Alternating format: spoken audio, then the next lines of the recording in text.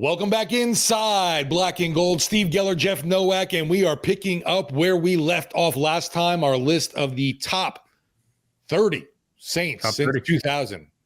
Yes, since 2000, right? That's the big one, the big caveat that this makes this list a little different from some of the other ones. Like, we're not trying to compare Ricky Jackson to Cam Jordan. We're not trying to compare Archie Manning to Aaron Brooks and whoever else, right? The modern day era.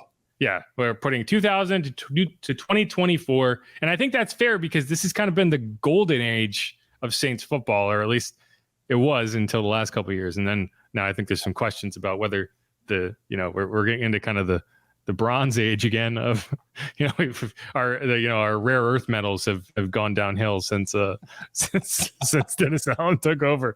But so we can kind of go back down memory lane, take a stroll down memory lane and talk about, okay, the top 15. Now, just to refresh your memory, 30 to 16 we went through in the last episode. So that was Ryan Ramczyk, Jermon Bushrod, Darren Howard, Leroy Glover, Tracy Porter, Taysom Hill, Eric McCoy, Devery Henderson, Lance Moore, Robert Meacham. That takes us up to 20, and we're talking about Carl Nix, Jonathan Vilma, Will Smith, Joe Horn, Aaron Brooks. Now, I don't need you to take notes. I'm just saying that's the list that we've already gone through. So if you're expecting to hear them in the top 15, you're not going to. That's where they are on those lists. So, yeah.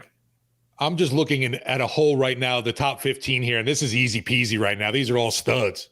Yeah, and these are the fun names, right? These are the ones that, like, I don't have to look up and be like, where'd Leroy Glover go to college? Yeah. What should I? He was there in '98. Does that count? No. Like, all these guys, they're easy to argue for that they should either be where they are or higher. Like, it's just tough because there's a lot that's like, I wish my top 5 could be 15. Right? No, like, I wish I could just say like 7 guys are tied for 4th. Every single name. I mean, it's been a lot of the ones we've mentioned anyway, but just I'll look over real quick, and every name brings a smile to my face and brings up a specific memory. Exactly. And the first name we're going to hit here is one of the more difficult of, like, I wish I could put him higher. I really do. Yeah, it's just, right. There's so many heavy hitters on this list that it's just like, okay, it gets bumped down. That's really what happened. Is like, I would have him up there and then they would just like gradually get bumped down. And I'm like, oh man, how is he all the way to 15th? But that's where I have Pierre. One of the greatest success stories in NFL history, when you think of like where he came from to impact on elite rosters, right? Not just showed up, not just, had a role. He went from a UDFA to kind of an integral part of this Saints team. In that 2009 season, I would argue that was his best season. He played in 14 games, so you can kind of weigh he had 2 games missed, and he still put up these numbers. He ran the ball 147 times, 793 yards, 6 touchdowns. He also caught 39 passes, 302 yards, 2 touchdowns. He obviously played a big role in that Super Bowl. You'll never kind of take that away.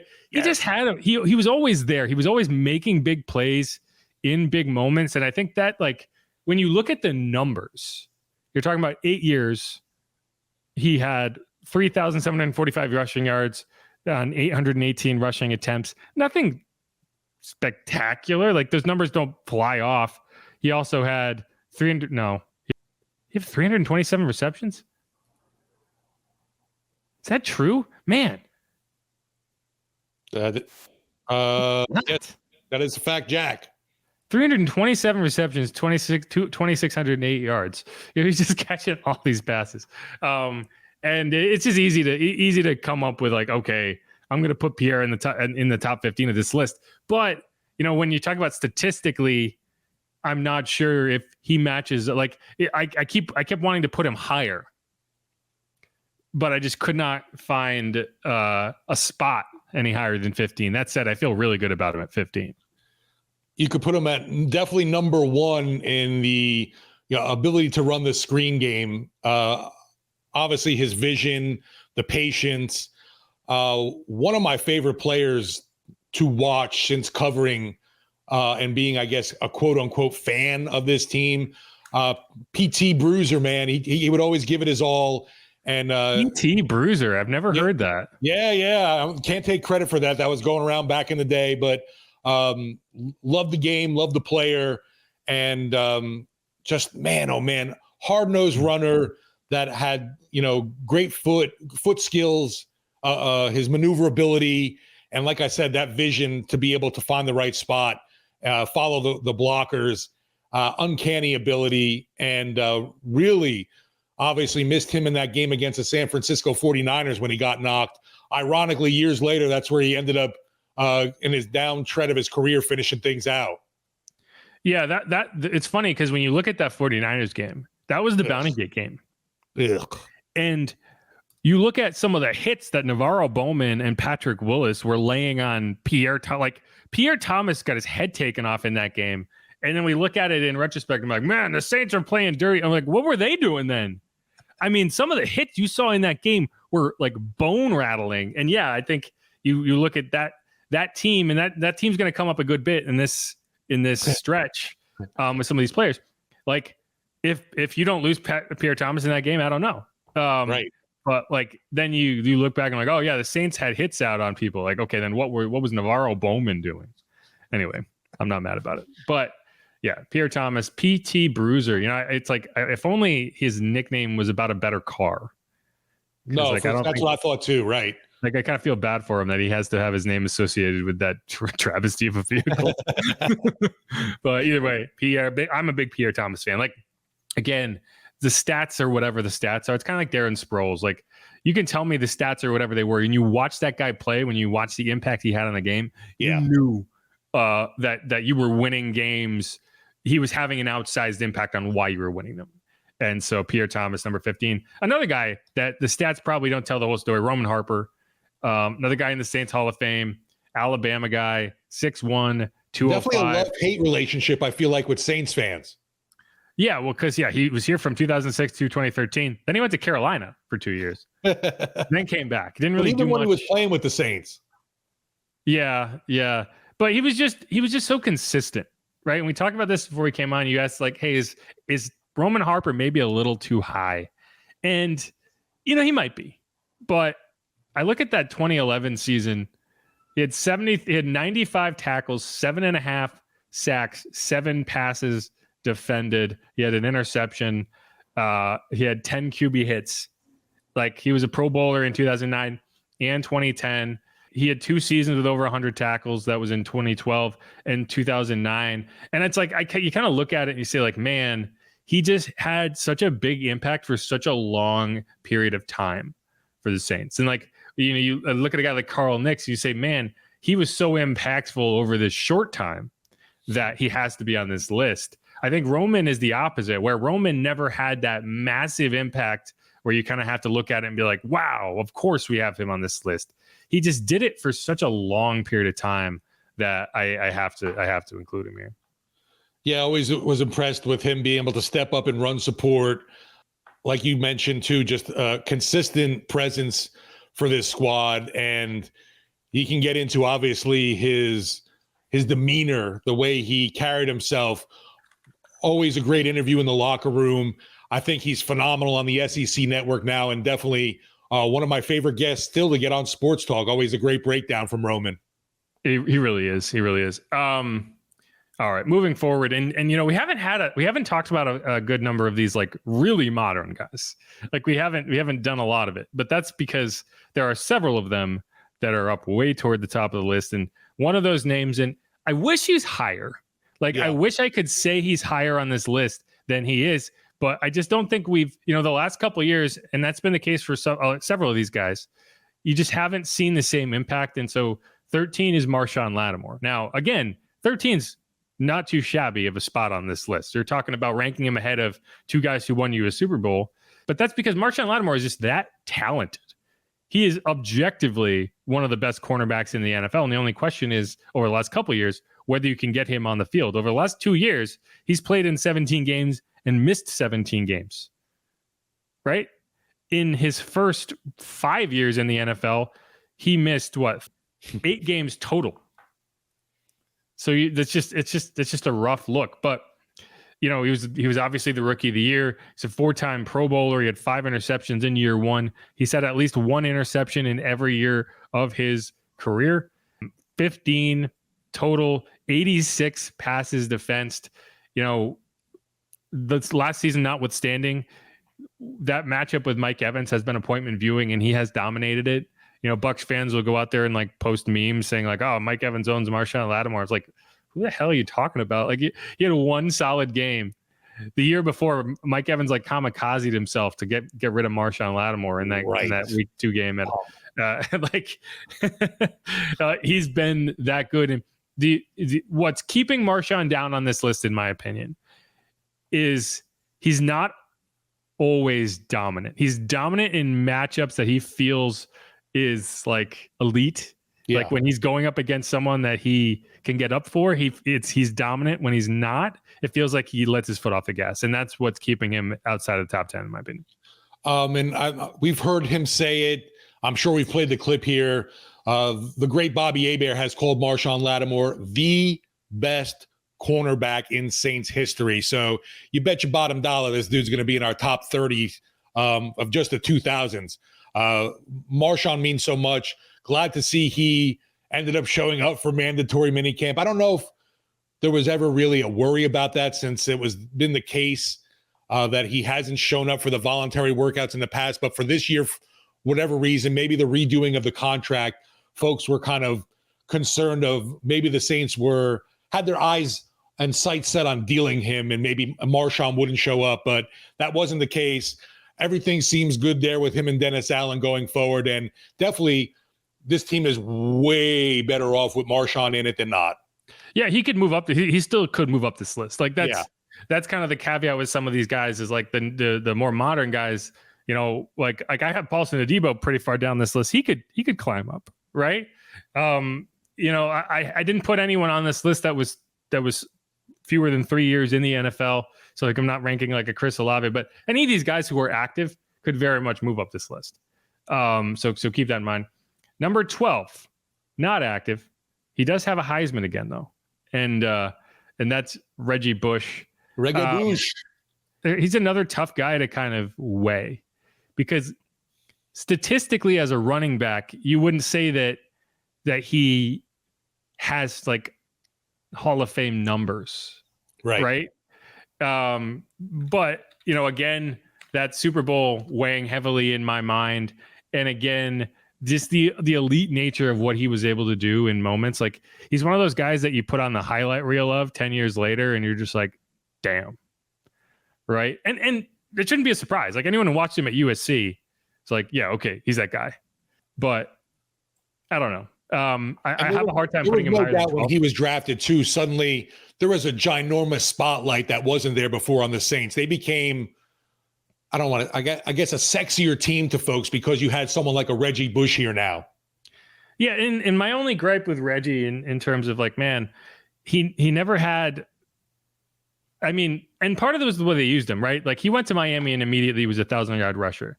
Like, he went to Detroit and was a 1,000-yard rusher. He never ran for more than 581 yards in a season with the Saints. He was only here for four years, really. His 5th year, I think he dealt with injuries in 2010.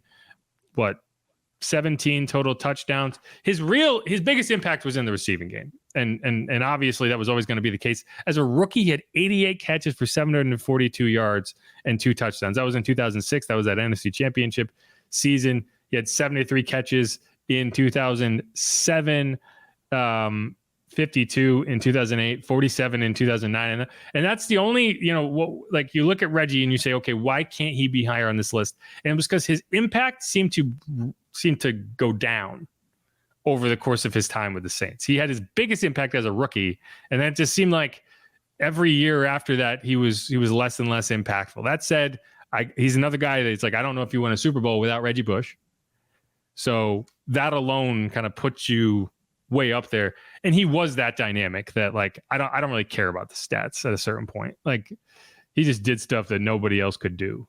And then when you can do that, I enjoy watching you as a football player. It's like the Saquon Barkley of like the early 2000s or the mid 2000s. No, Reggie was must-see TV, that jaw-dropping speed that everybody, you kind of held your breath when he got the ball, kind of like a Rashid Shaheed. And it was like, what's he going to do with it now? And he was a big contributor, too, on special teams. It's funny, too, because you look at it and you say, like, well, how's the NFL changed since, 2006 when he was drafted? And it's like, at that point, everyone was making fun of the Texans for not taking him number 1 overall. Like, everyone was like, I can't believe that. What a terrible decision to not take the running back. Can you imagine if a team took a running back number 1 overall today?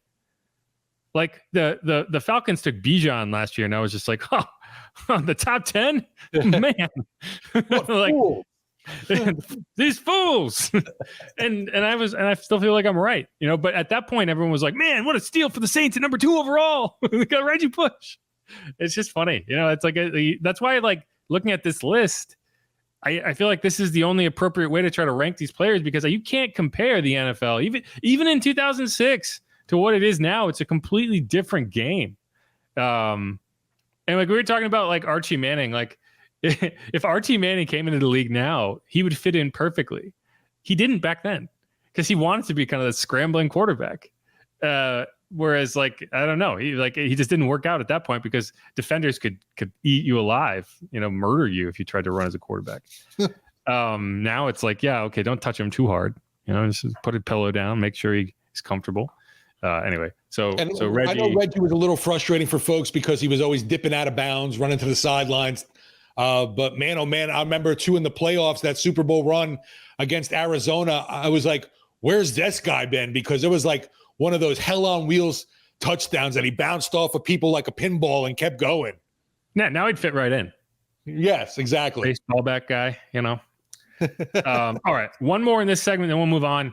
And it's a guy that, another guy that I think, distance makes the heart grow fonder, right? Like, yeah. Oh, man. You didn't appreciate just how good he was until he was gone, and you're like, man, we had it good, I'd still take him today. I would too. I would too. Yeah, if he was like, "Hi guys, I want to come back, whatever it takes." Come on. And so, yes, that is the left tackle, Terron Armstead. It's another example of, like, man, how do you weigh the impact of an offensive lineman? You don't really get stats to talk about. What I will say is, like, the health. He's the second highest offensive lineman on this list, so that's foreshadowing. There is one more offensive lineman here. The health was the only thing that really you look at and you're like, man, what could have been for him? He didn't play a 16-game season once in his career with the Saints. His closest was in 2019. He played in 15 games. I think that was a rest game at the end. So, like, it's not necessarily like he was healthy that year. He had 2016, he only played in 7 games. 2017, 2018, he only played in 10 games. 2021, he only played in 8 games. That was his final year with the Saints. He was all-pro in 2018. He was a Pro Bowler 3 times. He's been a Pro Bowler each of the last 2 seasons with the Dolphins. So I think he was getting a little undervalued during that stretch, but I don't know. This is one of those ones that I don't feel like I have to talk about that much, because I think we all remember. It's not hard to remember, like, to look back and be like, oh yeah, Terron. He was good. Another great success story, a 3rd-round pick out of Arkansas Pine Bluff. I was gonna say Arkansas Pine Bluff, and man, obviously on the field when he was playing, one of those guys unmatched to me, was truly awesome out there. Injuries, I think, are the reason why obviously the Saints weren't willing to pony up and pay him. Miami did. Always still wishing Terron well too, just because of the person he was to the media in the locker room. A pleasure to talk to this man. I love Terron Armstead. He's got his music isn't too shabby. Oh, yes, exactly. I do miss the dance parties with BOA. Anyway, yeah, but like, and you can't. It's tough, and like, you could, if you were trying to argue with me that Terron should be lower on this list, it's the health, because even in Miami, you're talking about he's played in a 23 of 36 or 34 possible games. They play 17 games now, right?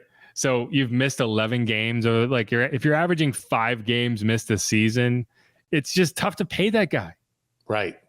And so like that's the biggest question mark around Terron. But anytime he was on the field, there was no question. But all right, that's another one like A-Bear loves to say, he's hell when he's well. He is. He's hell when he's well.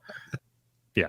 But okay, that's the last one outside the top 10. So from here on out, we are talking about the top 10 Saints of the modern era. I know you've all been waiting with bated breath to figure out who the top 10 are. You could probably have your own top 10. Let me know if you want to put your own top 10 together and send it to me. We can have an episode where we kind of rehash and go over what listeners think should be the case. So that would be fun, but we have to send those in. So let us know. But either way, this is Inside Black and Gold. I'm Jeff Nowak. He is Steve Geller. We'll be coming back with numbers 10 through 6, and friend of the program. It's a good one.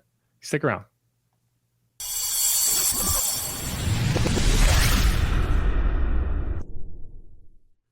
And we're back on Inside Black and Gold. Jeff Nowak, Steve Geller. We are getting close to finishing off the top 30 modern era Saints. And this is going to be, these last 2 segments are going to be fun, but I think, 5 through 1 is obviously cool, but I think 10 through 6 is way more interesting to talk about in terms of like, man, where do you like how are these guys not higher?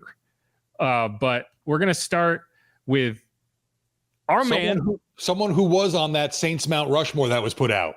Yeah. And it's tough. I want to have him higher. I do. I want to have him higher, but like, this is the names on this list are just, these are just top end names here.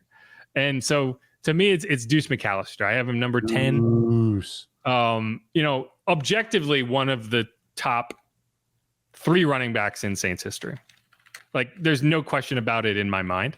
The question is, how do you rank him into that kind of stratosphere? And for a long time, I would have had him as number 2, and he still could be number 2. Like, I'm just going based on like when he was, if you're the franchise leading rusher, and that's kind of your biggest accolade.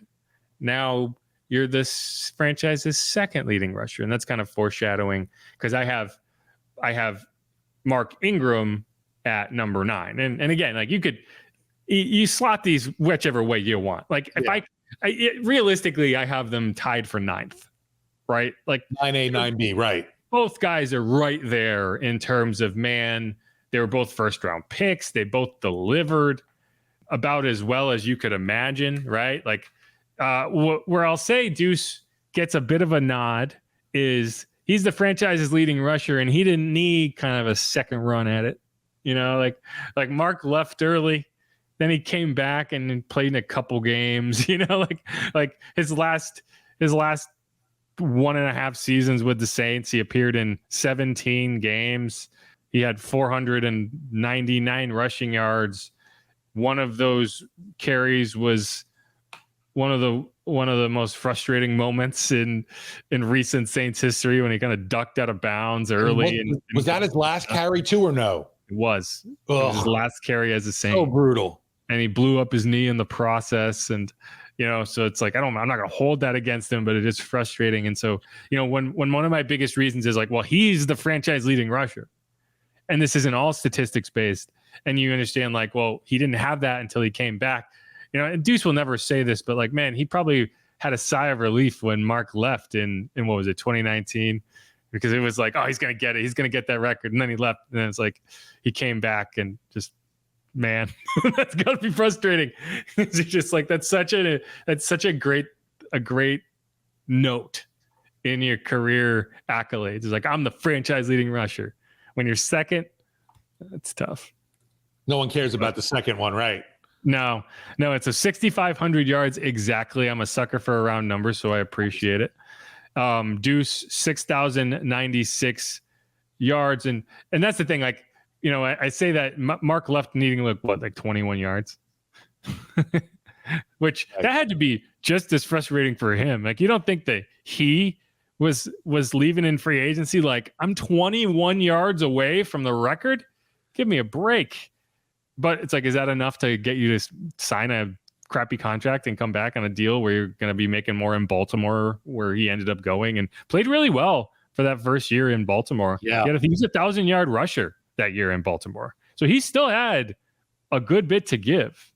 But no, and I mean, these guys know each other well. I mean, Mark talked about how when he came back, like he had conversations with Deuce because like Mark was frustrated in his own role when he was here, and then they brought in Alvin, and it was like this timeshare. And Deuce, his rookie year, 16 carries, 91 yards, and a touchdown. He was a first-round pick. Yeah. But they had Ricky Williams, so what were they going to do? They're going to give Ricky the ball, and then Deuce took over. So like he was a really good example of a guy who waited his turn and really delivered. Right? You're talking 325 attempts, 1,388 yards, 13 touchdowns in his second season. That was 2002. He was another guy who was there in that Aaron Brooks, Joe Horn time. The end of his career was with Drew Brees, but that was really. Like he did have 1,000 yards in that 2006 season, so he was a big part of that NFC Championship run. Beyond that, you really didn't see much. He had 24 carries, only appeared in 3 games in 2007. 2008, he had 107 carries for 418 yards and 5 touchdowns. He was on the roster in 2009, but he didn't appear in a game. So take that for what it is. I have Deuce at 10, Mark at 9. Call it T9 if you want. Not the texting, but you get it. And both those guys well deserving of being considered top 10 Saints of the modern era. Yeah, and Deuce to me, I think, is one of the most beloved Saints of all times. Fans absolutely love him for good reason. He's a personable dude. He'll even tell you mentioned his rookie year, which makes me just think of some of the stories he would say that, man, coming in, it was not easy to work alongside a guy like Ricky Williams because Ricky wasn't that helpful veteran to a young Deuce. Right. It was basically very standoffish, and it was tough for him to get acclimated, obviously, his rookie year with someone like Ricky around who did not want to share the load at all. No. And, the other thing that I'll mention, like Deuce, I think people forget, like he caught passes. He caught 69 passes in the 2003 season. Like I kind of think of him. I remember him as like kind of a bull. The bulldozer, right? Like the power guy. But and he was not a downfield passing threat. But you look at it like when I went through this initially, I was looking at I'll probably slot Mark in ahead of him because he was a lot more productive as a receiver. But when you really look at the numbers, they're pretty close. Like Deuce had 234 catches in his 8-year career, which really was 7 when you consider he didn't get any work at all as a rookie. 234 catches, 720 yards, only 5 touchdowns. Mark, meanwhile, you're talking about 10 years, and he had 264 catches, 1,804 yards, also only 5 touchdowns. So like that's really not a differentiator like I thought it would be, and I think that Deuce should get a lot more credit for being a well-rounded running back than he probably does in these discussions. Just because it's like you think of like these early 2000s running backs, and they're not catching balls; they're high volume guys, and that really Deuce I think was a lot more skilled than maybe the memory that I have of watching him. Yeah, another dude you could say is about a bunch of people, obviously, in football, but what if those injuries didn't take a bulk of that career away from us and what Deuce could have done? Yeah, I will say, he got to 28 before that happened, which is kind of standard for running backs. Yeah. Especially guys who, have that high volume. But yeah, no, the injuries definitely didn't help. Right. Okay, moving forward, and this is another modern guy. And we're talking about the guy, Demario Davis. The only question is whether he's ranked high enough. Right. I agree. And, this is like we talked about Jonathan Vilma. Demario is the other example of the Jets just completely failing. The Jets had 2 shots at him. That's what makes me laugh. The Jets drafted him twice. They drafted him. They let him go to Cleveland. Then he went back to the Jets. And he had a great season. That's the thing. He had a fantastic season. He had 135 tackles. He had 97 solo tackles in the 2017 season. That is the most he's ever had in his career, he had 15 QB hits, 13 tackles for loss, five sacks. He recovered a fumble. He had 3 passes defense, and then they were like, "See ya." And all he's done since joining the Saints in 2018, Iron Man, he has had 100 plus tackles in every season. He actually had his most tackles in a single season in 2023 in his age, 35 season? How old is he now? 34. It was his age 34 season. He set a career, well, not a career high, but the second most tackles in his career to that season, that final season with the Jets, right? 74 solo tackles. In each of the past 2 seasons, he has had 6.5 sacks. That is a career high in both respects. He had 8 QB hits last season, 8 QB hits 2 seasons ago, 11 last season, 10 tackles for loss, 12 tackles for loss in his last 2 seasons. He's been all pro in each of the last 5 seasons. He was a first team all pro in 2019, second team the last 4 seasons. He has been a pro bowler each of the last 2 seasons. And just, I mean, DeMario, like, emotional leader is an understatement. Like, yeah, it's hard to say. You can't say a damn bad thing about this guy. Right. We talked about the tone setters, like of the Jonathan Vilmas and the Will Smiths of that Super Bowl defense. Yeah, DeMario's the tone setter of this group. I don't think there's any question about that. No, and it's funny you joke about. I think you could have another discussion. The Saints' top free agent acquisitions of all time, and I think DeMario was a free agent. It wasn't a trade, right? It was a free agent. Yeah. I mean, he's list, right up there in the top with Drew Brees, obviously. The list starts with Drew and second to Mario, right? And there's some others, like Ted Ginn was a really good free agent acquisition, I would argue. But yeah, Double D all around, just Jonathan on the field, locker room, awesome player that you just I can't imagine how the Jets let that kind of being, that person who he was, out of the locker room. It seems insensical to me. It's inexplicable. And I mean, he has, I think he has kind of found his stride, like hit his groove with the Saints, but you probably should have been able to see that coming. And the fact that they brought him back and then let him go again is crazy. But either way, okay. So moving on, there's 2 more in this segment, and they're both heavy hitters. And we've been talking for so long, it's annoying, but we can't just shortchange these guys. Number 7, Jimmy Graham. And this is a guy who I had higher, but then I took down. He's just, if he had played more seasons with the Saints, and that's obviously not his fault, yeah, he didn't want to get traded. Well, he complained about his contract, and that's what ended up happening. Right. No, I understand why he got traded, but that's not, it's not his fault. He's like, give me a contract. And they were like, no. So that has, he would be higher on this list if those Seattle seasons were Saints seasons, right? If 2015, 2016, 2017, when he had a really, people say, well, he fell off after he left the Saints. He had 170 catches for 2,048 yards and 18 touchdowns in those 3 years. It wasn't his peak, but It was still if you add those to his Saints numbers, you're talking about, of course, top 5 here on this list, right? So it's tough. Now he played 6 years with the Saints, 392 catches, 4,791 yards, 55 touchdowns. He had 16 touchdowns alone in the 2013 season. He had 11 touchdowns. That 2011 season we like to talk about a lot. He had 99 catches, which is a crazy number for a tight end, particularly at that time. 1,310 yards. He had his career, 2010, his rookie season, 5 touchdowns, then 11 touchdowns, 9 touchdowns, 16 touchdowns, 10 touchdowns in his career with the Saints. He had 31 catches that rookie season, then 99, 85, 86, 85 yards, 356, then 1310, 982, 1215, 889.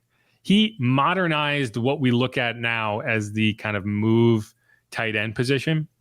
And, I think when you look around the league and you say okay, what influences have you seen from these guys going from basketball to the NFL? He really is that impactful. And obviously that Saints career also has to include 6 catches for 4 touchdowns and and then 39 yards that he had this last season. I don't know. What hurts him in my mind is he really didn't cross over either of those, either the 2010 Super Bowl team, right? He was obviously not there for that. And then he was gone by 2018, which was the other one that I kind of view as Super Bowl adjacent of like, I'm not, I'm holding that close, not at the Super Bowl level, but close to Super Bowl level. And he was in between those. So when I look at some of the other names on this list, that's what knocks him behind them. That combo. I mean, he was basically New Orleans version of Gronk, obviously, but the combo of him and Drew Brees, it was perfect. Drew knew how to throw him open, and I thought that was an interesting turn back in the day. It's like, no, I'm gonna make sure Jimmy gets it. All I have to do is, get it to him. I throw him open, and it was awesome to see. And I know before leaving, Graham had talked about not wanting to play with another QB for the rest of his life, but obviously things happen in the world. It's a business, and was definitely sad to see his black and gold career not being as long as it was, because man, oh man, it was just impressive what he was able to do with the Saints early on. Yeah, and I mean, here's the thing: like, he was still a successful tight end without Drew. I think it was just Drew that kind of unlocked that peak. Yeah, he had 34 touchdowns with quarterbacks not named Drew Brees. Like, he was still an elite touchdown getter and tight end. But yeah, when you have that, like, what would Travis Kelce be without Pat Mahomes? Like, he would still be a very, very good tight end. Would he be the best? I don't know. Gronk and Brady. Like, I think you could make that argument, chicken or the egg kind of situation. But we'll see. Okay, last one on this list. Another guy that people would argue was made by Brees. Controversy. I think they're wrong, but and this is a guy who, if he had stayed healthy, almost certainly would be top 3 on this list. But he was not able to, and that's why he lands at number 6. And that is can't guard Mr. Mike Thomas. And if you went by like, okay, we are saying first 4 years of his career, who's the best Saint of all time? It's Mike Thomas. Mike's peak was as peak as it gets, right? You're talking about between 2018 and 2019, 125 catches for 1,405 yards and 9 touchdowns feels like light work. That's what he did in 2018. In 2019, obviously, the 149 catches, 1,725 yards, 9 touchdowns, offensive player of the year. The problem is that's the end. Like, that's where that story kind of comes off the rails. And he had a solid 2020 season in the games he played, 40 catches, 438 yards. I thought he was okay this past year. You're talking about 39 catches, 448 yards, and a touchdown. He had 3 touchdowns in 2022 in those 3 games. It's just tough. Like, it's a bummer when you really think about it, because like, what could have been with Mike. And that's the thing for me too. I'm going through, this list of names we've been doing. It's like, wow, I'm smiling, and the memories, and obviously there's huge major memories with Mike too, but it's more of like the movie The Bronx Tale, when he tells his kid the saddest thing in life is wasted talent.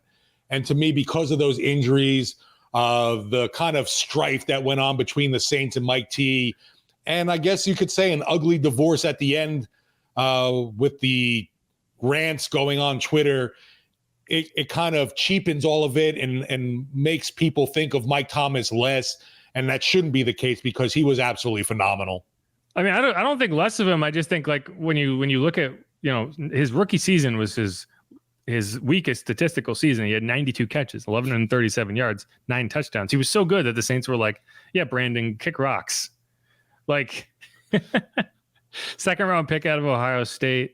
And, like, he averaged 107 yards per game in the 2019 season. His catch rate was insane. He had 125 in 2018. Like, his catch rate in 2018 was one of the most remarkable things you will ever see. He not only had 125 catches, he did it on 147 targets. That's wild. Only 20. The ball was thrown his way 147 times, and only 22 of those times did the ball not end up in his hands for a catch. Had vacuum hands. Just. I just, and it's not like teams didn't know what was happening. Like, it's not like that was a year where people were trying to really figuring out who Mike Thomas was. The year before, he had 104 catches for 1,245 yards. Like, he was the offense. What were they, doubling Ted Ginn? No, they were doubling Mike. They just could not stop him. And that's what made him so special. I still am one of the biggest Mike Thomas fans you'll find. Like, I love that dude's game. And that's why it's such a bummer that I can't put him higher on this list. And it's just 4 years, even at that level, isn't enough to get you higher than 6 when you get the heavy hitters. I don't think it's going to break his heart that he's not in the top 5 of my list. But if it does, I'm sure we'll hear about it on Twitter. And definitely still curious to see what lies ahead for Mike T, because obviously haven't heard a peep. He ain't done, but he's just not on a team right now. Haven't heard a peep, but man, silence. 149 catches. And like, he was also a playoff machine too when he was healthy. The problem is a couple of those playoff games, he was not healthy. But you look at, like, I think it was the Eagles. Let's see. What was that game? Yeah.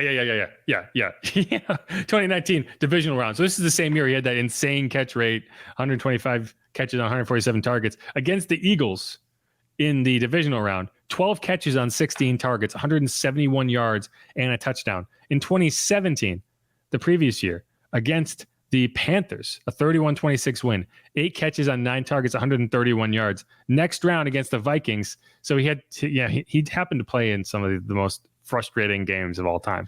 But against the Vikings, he had 7 catches, on 13 targets, 85 yards, 2 touchdowns. Obviously against the Rams, he was dealing with a broken hand in that game against the Rams. 4 catches on 7 targets, 36 yards. Against the Vikings the next year, 7 catches on 8 targets, 70 yards. And then, obviously the 2020, when he came back on that just jacked up ankle, he had 5 catches, 7 targets, 73 yards against the Bears and a touchdown.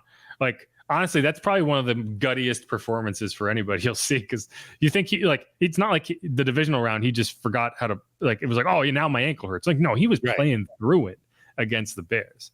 So anyway, I'm I wish it ended differently. Absolutely. But I still have him up on this list at number 6. That's how immeasurably elite he was for that period of time. No, and it's another one of those scenarios you could play the what if game with Mike T, and what could have been with him if things had just gone differently with that damn ankle. Yep. Agreed. But all right, let's wrap up this segment. One more, and we got the official Mount Rushmore +1 coming at you. This is Inside Black and Gold. You made it all the way to the final segment. Let's see who it is. I bet you can't guess who's at number 1. All right. We'll be right back.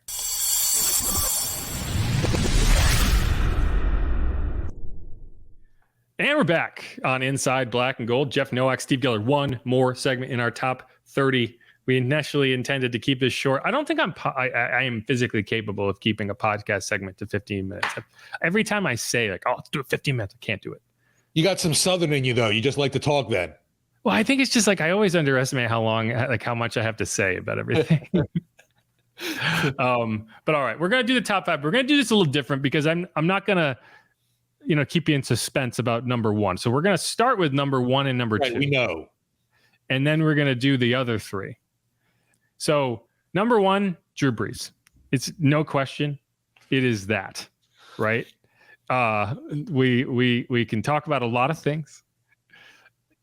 He's that guy. You got the poster up here. He has more yardage than that. That was when he broke the record at 72,000. You're talking about a guy with 80,000 career passing yards. Won a Super Bowl, should have gotten to at least 1 more, probably should have gotten to 2. If health wasn't such a big factor in 2020, maybe you could say 4, because the ones I look at are 2009. At the 2016, they got to the NFC Championship. They were ahead of their own curve. They were not a Super Bowl team. They just made an incredible run. That one I don't look at and say okay, they should have gotten there then. They made a run to the NFC Championship. It was great, But I look at, so 2009, obviously they made it. 2011, again, that team that lost to the 49ers, I think was the best overall team they had any of these seasons. Then they had a rough patch. They came back 2018. They should have made it again. And then I honestly think they should have made it in 2020. I think that team was good enough and the health really fell off at the end. Like the wheels came off and they were unable to make it. So that's when you look at Drew Brees' career, really the only thing you can look at and say, man, this was disappointing, is that they never made it back to the Super Bowl.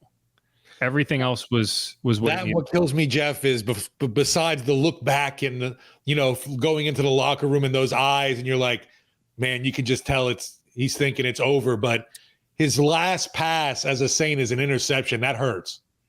Yeah, Mark Ingram's last run was the. I know, it's like, damn, I don't like those endings. Yeah, and the frustrating thing too is like now in hindsight you could see like, well, he would have played more if his shoulder would have allowed him to. Right. But that's just it wasn't in the cards. And it's tough. That's why the Super Bowl like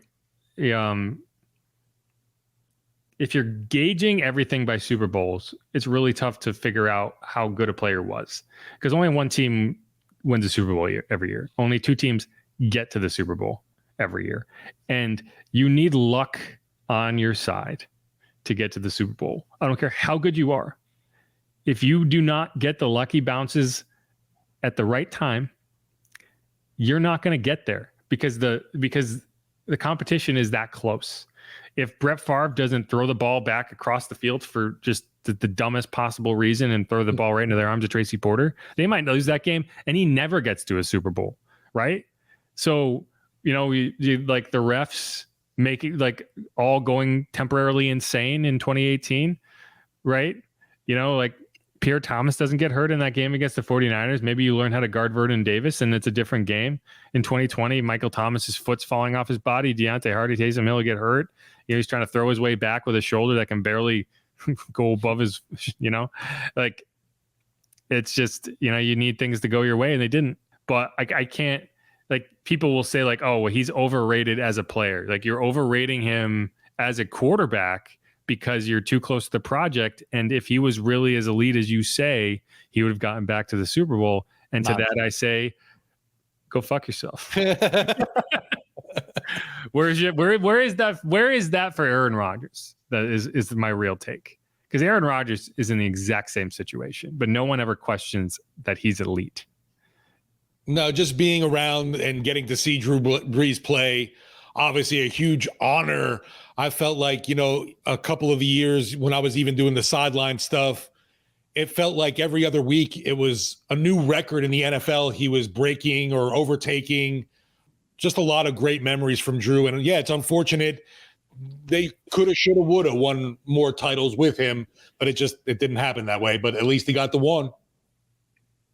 Faux show. Okay. That's the easiest number one ever. Yeah. Right. That's why we're now going to go back to 5. We're going to start filling it out this way. And so like we're talking about the Mount Rushmore. If we want to put a 5th head on there, we could.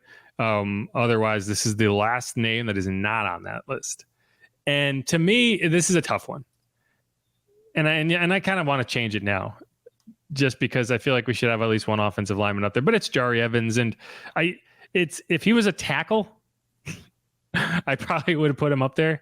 The value of a guard is tough, but like, that's how good he was as a guard, that like that positional value, like we talk about, like how high could you ever value a punter? Because the things they do are just not going to show up in the way that you want to value them. And it's the same thing is true of a center, of a guard, of an interior lineman, heck, of an interior defensive lineman. I don't think we had a single interior defensive lineman on this list, which is probably unfair. I mean, there are interior linemen on this list. They're just outside the top 30. But Jari Evans is, easily could be in the top 4. He's going to be a Hall of Famer, in my opinion. I was going to say future Hall of Famer for sure. I got him there too. And so for on this list, he's 5. Again, you could make the argument that he should be number 4 or 3. I wouldn't put him at 2 because I feel pretty strongly about number 2. But you're talking about, let's see. Yeah, he was with the Saints for 9 years, 2006 to 2015.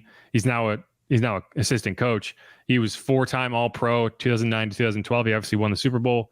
He was 4-time first-team All-Pro, which is remarkable in its own right. 29 to 2012. He was a second-team All-Pro in 2013. He was a 6-time Pro Bowler. He was on the NFL 2010s All-Decade team. He's a 2-time winner of the Madden Most Valuable Protectors Award, which I didn't even know was a thing. He's obviously in the Saints Hall of Fame. Another small school guy. He went to Bloomsburg College. Yes. So good old Bloomsburg. Another great success story. He was a 4th-round pick in 2006. He was, like we talked about that 2017 draft and some of the guys that you forget about. He's probably the forgotten guy in that 2006 draft that included one other player on this list that's above him. But yeah. No, part of that, you mentioned the 2006 draft. That was part of the building blocks to that Super Bowl team, obviously. Jari, though, steady Eddie. You talk about someone that, you could always rely on that O-line. And I'd have to double check, but I think health-wise was pretty consistent as well. Yeah. Yeah. Pretty consistent is an understatement. He played in 16 games. So from 2006 to 2012, he played in every game. He did not miss a game. In 2013, he missed 2 games. Then in 2014, he played in all 16 again. In 2015, so he dealt with some injuries later in his career. He only played 11 games in 2015, 2016. He also, like, when you consider a guy's career spanning that period of time, right? Like, his final year was with the Packers, which is honestly just disappointing. Like, you kind of wish he could have just, retired. Down, right. Obviously he did retire as a member of the Saints. But it would have been nice if he didn't even have to do that. If he just was like, yeah, this is it. This is the end for me. But he was that good. And so I have him at number 5. And the only reason I have him lower is because these next 3 guys are just, they're more modern era guys in the top and 2 and 3. But number 4, I have Marcus Colston. The Quiet Storm. And I had a hard time ranking him versus Alvin Kamara, who's number 3. And I'm just going to tell you ahead of time.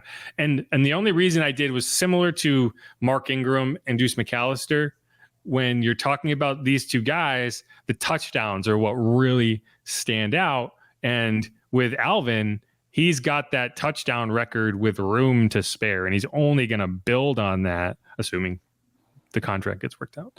I don't know. It's tough. I would kind of have them tied at 3. Like, I think they're both as impactful. The biggest difference is Marcus has that Super Bowl, and he was impactful in that Super Bowl. And Alvin obviously didn't get the chance in 2018. But again, I'm not holding that against those 2018 guys, because I still think in my heart of hearts that they win that Super Bowl if that pass interference gets called. So, like, in the grand scheme, I'm kind of weighing them equally. When I'm weighing Marcus Colston versus Mike Thomas, that was really my question. If I'm talking about a wide receiver, who am I putting higher, Mike Thomas or Marcus Colston? And the reason you put Marcus Colston higher is the same reason that Jari Evans, we were just kind of marveling at the career he had. And it's because his career spanned 2006 to 2015, right? Like, he was healthy. He was around. 2008 was his lowest reception total was 47. Actually, I'm sorry. 2015 was his lowest reception total. It was 45 in his age 32 season. Right at the end, yeah. He had 1, 2, 3, 4, 5, 6 1,000-yard seasons. He had 2 more seasons at 943 and 902 yards. He had 2 double-digit touchdown seasons. He had other seasons with 8 touchdowns, 9 touchdowns, 7 touchdowns, 8 touchdowns.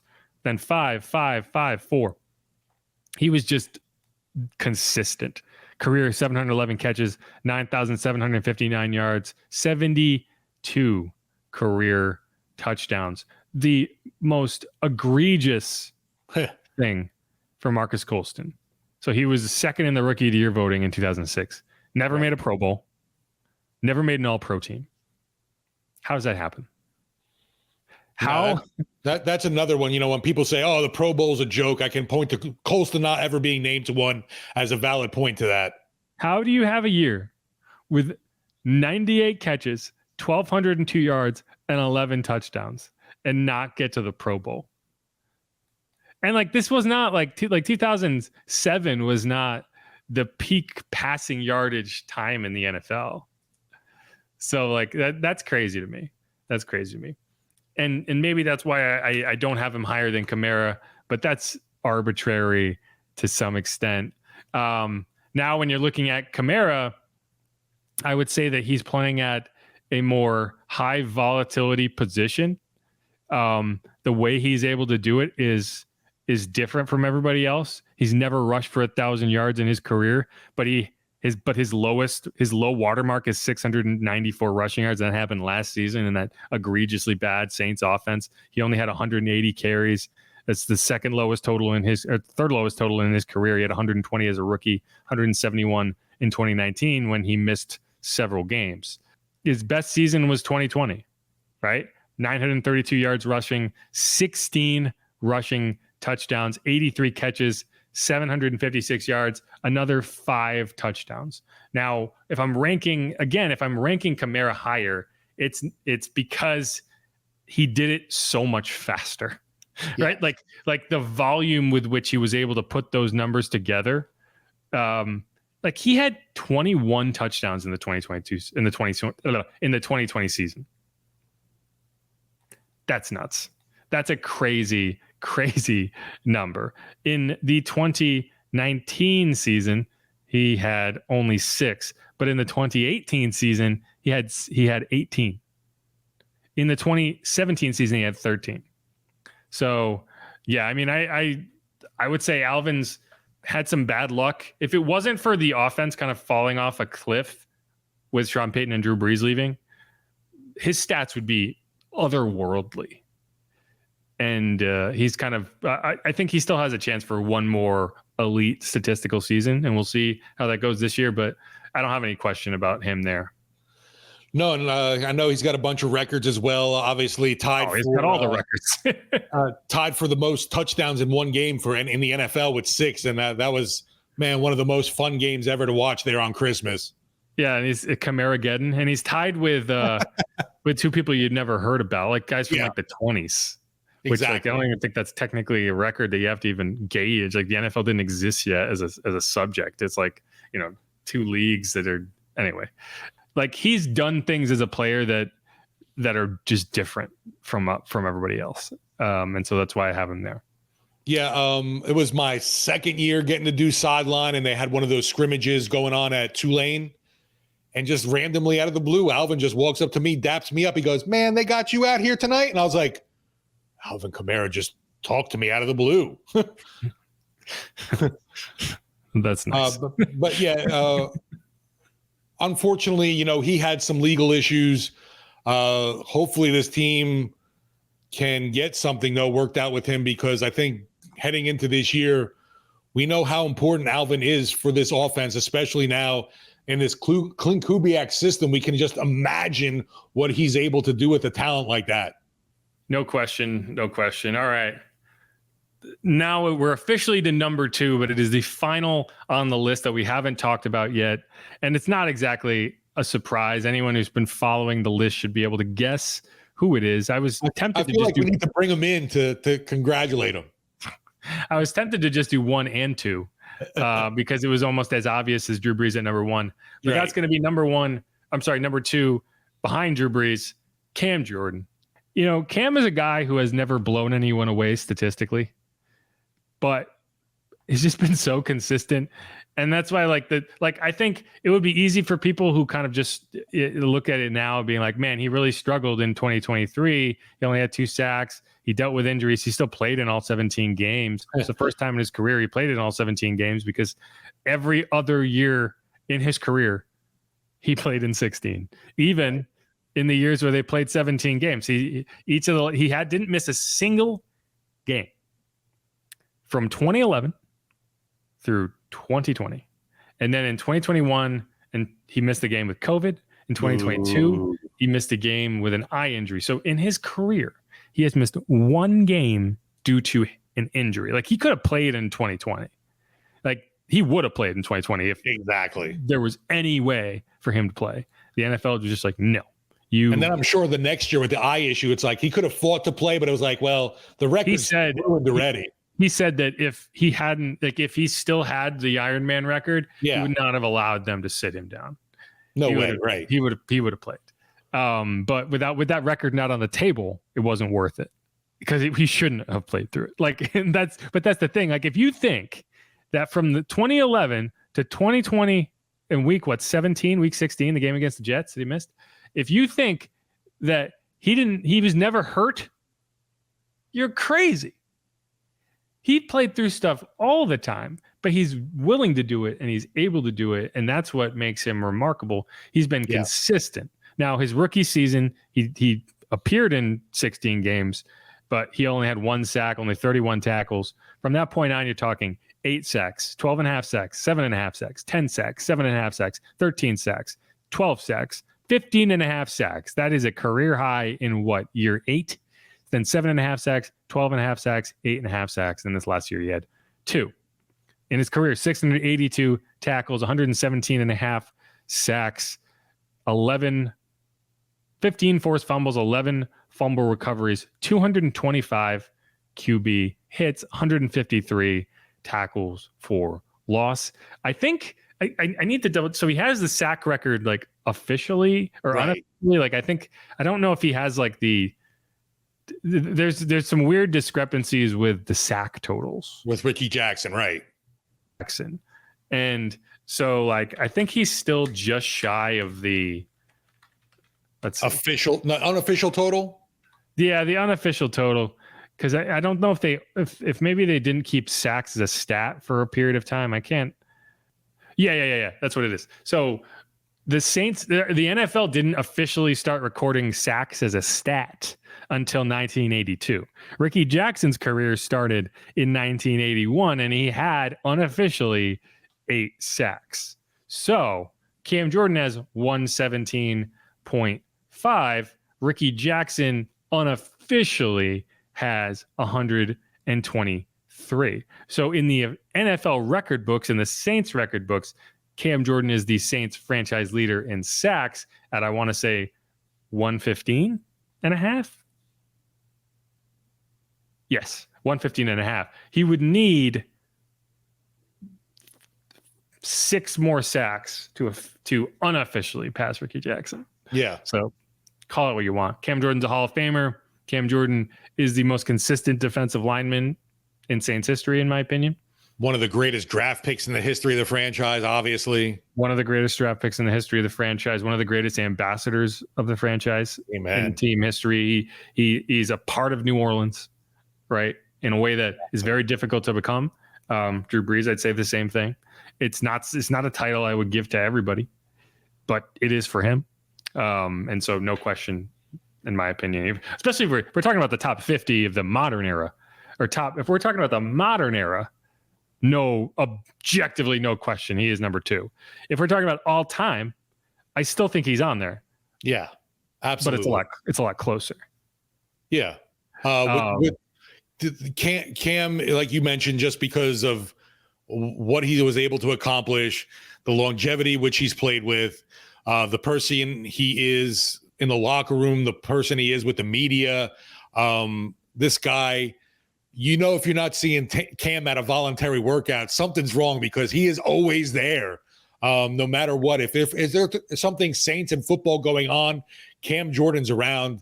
You wish you could just clone him and have your entire team made up of guys with that kind of mentality and talent. No question. But that's it. We made it. Again, the final top 5 from 5 to 1: Jari Evans, Marcus Colston, Alvin Kamara, Cam Jordan, Drew Brees, and we've gone through the top 30 Saints of the modern era. We need those little poppers to shoot off. That wasn't it. That was a bad sound effect. Yeah, I need some of those emojis. It's right. But all right. But that's it. Thanks everyone who got to the end. If you liked this, if you enjoyed it, hey, if you hated it, hit the subscribe button anyway. I don't care. I'll take hate listens just as much as I'll take like listens. Is that a thing? I guess if you're just a listener, then you're a like listener. But yeah, this will be posting while I am on vacation. Hopefully not getting hurricaned out in Texas. Like, that's my luck. is I decide, hey, we're going to go over to the beach. We're going to Corpus Christi. And when you know it, there's a hurricane. What is it named? Chris or Dave? It's a stupid name. It's not even a good name. No, like a hurricane. Beryl or something. So I guess it would be Beryl. I think we should be able to get in and out before Beryl becomes a problem. But either way, freaking Beryl. I'm hoping you get some quality relaxing time and not having to turn on or walk around everywhere and everyone's just talking to you about, oh, it's a shame this hurricane and blah, blah, blah. It's like, I left New Orleans. I don't want to hear about this crap. If we're lucky, we'll just get a nice breeze. I'm not golfing. Get it? Breeze. But all right. Thanks, everyone, for listening. Hope you enjoyed this. Hope it wasn't annoying. If y'all have thoughts, if y'all have different lists, send them in. Hit me up. Send us a DM on Twitter at Saints_pod. You can send it to me directly at Jeff_Nowak or Steve at Steve Geller WWL. I'd love to have kind of a reaction episode where people kind of send in their ideas of what they think we got wrong, who they would put on this list, who they would take off, that sort of thing. So again, let us know, even in the comments, if you want to drop a comment in with your top 30 or even top 5 or top 10 or whatever. I'd love to see it. But that's it. That's the end. Who dat? Go Saints. Be easy, y'all. Peace. Stay cool.